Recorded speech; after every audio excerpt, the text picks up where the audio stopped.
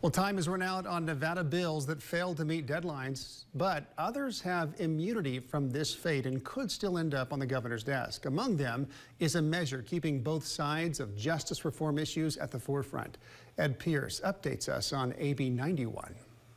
AB 91 would signal a fundamental change in how the justice system handles lengthy sentences for serious crimes imposed on youthful offenders. Imagine the arguments we've heard for the Menendez brothers enshrined in Nevada law, allowing a second look years later at sentences for certain crimes committed by those under the age of 25. AB 91 would allow individuals who are serving longer sentences, usually for A and B felonies, to come back before the board and say, here's what I have done to rehabilitate myself, here's my plan for release into the community. Washoe County DA Chris Hicks is the president of the Nevada District Attorneys Association, and they've taken a position against AB 91. In a nutshell, it gives murderers, child molesters, rapists, violent criminals, drug traffickers, the opportunity to seek release from prison long before their minimum sentence has been served. He points to disturbing examples like Avriana Enoch,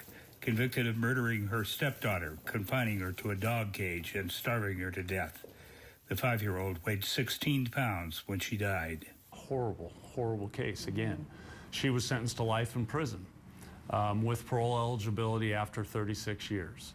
Under this bill, she could seek to be released from custody 11 years earlier than the minimum sentence. The bill is really an affront to truth in sentencing in our system, and that erodes public trust. It makes our community, question the reliability of our sentencing laws, which is a horrible position to be in.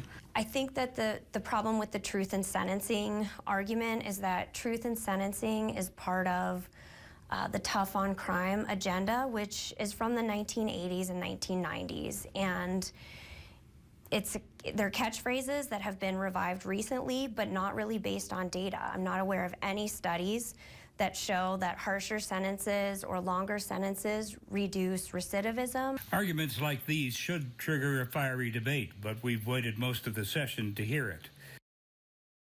And there's good reason to continue watching because AB 91 continues to move through the process. After a 27-15 vote in the Assembly, it passed on to the Senate. The session ends, of course, on Monday. It's still possible for it to end up on the governor's desk when it's all over.